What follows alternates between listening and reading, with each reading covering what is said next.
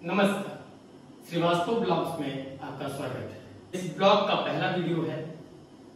मैं आज आपके सामने उस बात को रखना चाहूंगा कि जब बहुत से शिक्षकों को एक बात जो है वो बच्चों में फेस करनी पड़ती है, कभी कभी जो क्लास में पढ़ाते हैं तो बहुत सारे प्रश्न जो है बच्चों से उनको मिलते हैं। अध्यापक किसी व्यक्ति को पढ़ाता है, उसमें 100 बच्चे होते हैं। अगर उन 100 बच्चों में से अगर 60 को आता है या 60 को बात समझ में आती है तो ज्वाइंट क्लास में वो अध्यापक समझता है वो उसकी उपलब्धि है। अक्सर हमने देखा होगा कि बहुत से बच्चों का ये कंप्लेन रहती है, सर हमको समझ नहीं आ रहा है तो गहरा विषय। अध्यापक कोई कंप्यूटर या कोई ऐसा सॉफ्टवेयर नहीं होता जिसको दिमाग में लोड कर देने से सब कुछ समझ में आने लगता है। विषय को मैं इसलिए लेकर आया हूं क्योंकि जब कोई बात अगले को समझ में आए, खुद को समझ में ना आए, तो इसका सीधा सा मतलब होता है वहां पर गलती समझाने वाली की नहीं है, वहां पर गलती समझने वाली की है। आप कक्षा 1 के बच्चे को अगर समाकलन रटाएंगे तो उसको समाकलन रट तो सकता है, लेकिन समाकलन उसको समझ में आएगा ये सही है, ऐसा मैं नहीं मानता। कारण ये है क्योंकि वो विषय की गंभीरता को नहीं समझ रहा है। और अब आप कहेंगे कि विषय की गंभीरता को नहीं समझ रहा है क्योंकि उसके दोस्त, उसकी उम्र का दोस्त है कि वो उम्र में छोटा है। ठीक, वहां पर तो वो उम्र में छोटा है, लेकिन यहां पर भी आपके साथ परेशानी बिल्कुल वही है। आप विषय की गंभीरता को नहीं समझ रहे हैं। जब तक आप विषय की गंभीरता को नहीं समझेंगे तब तक वो चीज आपके समझ में नहीं आएगी। किसी भी चीज को समझने के लिए सबसे ज्यादा आवश्यक होता है आपको उस वस्तु को सीखने की आवश्यकता।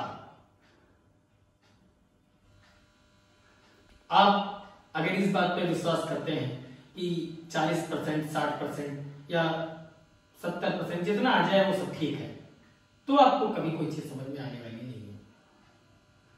जब आपके अंदर परसेंटेज और ज्ञान को लेकर एक अंदर से विचार होगा कि नहीं मुझे इतने परसेंट लाने, नहीं मुझे टॉप में करना है या मुझे टॉप में आना है, जब तक ये प्रतिस्पर्धा आपके अंदर नहीं होगी, आपके अंदर कुछ सीखने की ललक नहीं होगी, तब तक आपके लिए सारे मेथड सिर्फ ये होंगे कि आपने उनको देख लिया, कर भूल गए। हाँ, एक हद तक यहां पर एक विषय और आता है कि मैंने यहां पे पढ़ाया, आप घर पर गए नहीं पढ़े, तो वो विषय आपको कभी समझ में नहीं आने वाला। आप यहां समझ जाएंगे, लेकिन जब तक आप उसका क्रियान्वयन बार बार नहीं करेंगे तब तक वो चीज आपके मस्तिष्क में, मस्तिष्क पटल में हमेशा के लिए सुरक्षित नहीं होगी।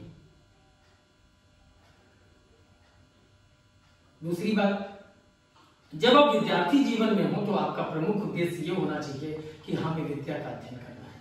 इसके अलावा अगर आपकी रुचि किसी और चीज में, एक पढ़ाई से ज्यादा बृहद स्तर तक है, तो आपको पढ़ाई समझ में कभी नहीं आने वाली।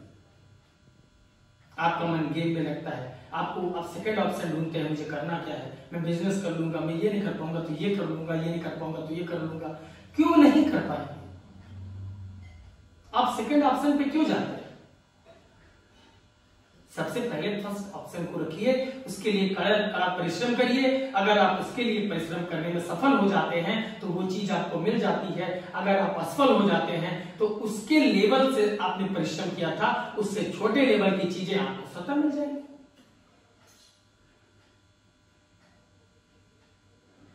तो इस बात को गंभीरता पूर्वक अपने विचार में अध्ययन करिएगा कि अगर दूसरे को आता है, हमको वो चीज समझ में नहीं आता है, तो कहीं ना कहीं हमारी कमी रही होगी। और अगर आप अपनी उस कमी को ढूंढ पाएंगे तो उससे उबरने में मैं आपकी बहुत ज्यादा सहायता करूंगा और अपने पूरे मनोयोग से आपको उस मुसीबत से बाहर निकालने की कोशिश करूंगा।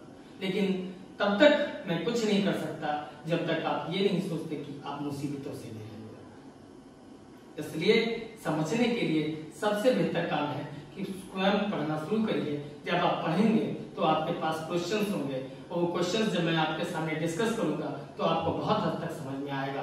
अगर आप खुद से नहीं पढ़ते और चाहते हैं सर कोई जड़ी बूटी लेकर आएंगे, हमारे मिला के मुंह खोल के उसमें डाल देंगे मुंह में और हमको आ जाएगा, तो ऐसा समझना मिथ्या है कि मैं क्या, इस दुनिया का कोई भी टीचर आपको नहीं सिखा सकता जब तक आप खुद नहीं सीखना चाहते। तो इसलिए पहले आप सीखिए, आप पढ़िए, उसके बाद में हमसे क्रॉस क्वेश्चन करिए, उनका डिस्कशन करिए।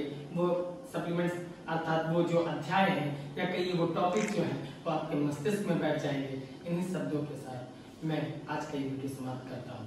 धन्यवाद।